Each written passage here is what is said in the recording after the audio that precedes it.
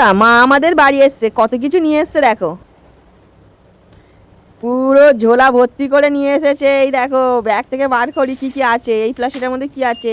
এই প্লাস্টিকের মধ্যে মনে হচ্ছে ডাঁটা আছে, কেননা কুমড়োর ডাঁটা মা বলছিল বাবা নাকি পুরো কেটে কুটে দেখো কি সুন্দর ছাড়িয়েই পাঠিয়েছে। এতে আমার সুবিধাই হবে। এই দেখো কতটা ডাঁটা কি সুন্দর ছাড়িয়ে কেটে দিয়েছে বাবা। সমস্ত বাবা মাই চায় যে মেয়ে একটুখানি আরামেই থাকুক, সেই জন্যেই হয়তো কেটে পাঠিয়েছে। আর এই দেখো হিমচি আমাদের পুকুরে হয়েছে, সেই হিমচিগুলো মা এনেছে। আর এই দেখো, ও মা এই প্লাস্টিকগুলো আবার কী এনেছে? এটা ছোটো করে দেখি। ও বাবা গো, আবার পোস্ত এনেছে। যেহেতু কুমড়োর ডাঁটা নিয়ে এসেছে সেই জন্য পোস্ত নিয়ে এসেছে। কুমড়ো ডাঁটা দিয়ে পোস্ত রান্না করি বলে ওই জন্যই পোস্তটাও নিয়ে এসেছে, যদি না থাকে। শশা নিয়ে এসেছে। এদিকে তোমার এটা লাউ, দেখো লাউ নিয়ে এসেছে। গাছে বটবটি দেখো,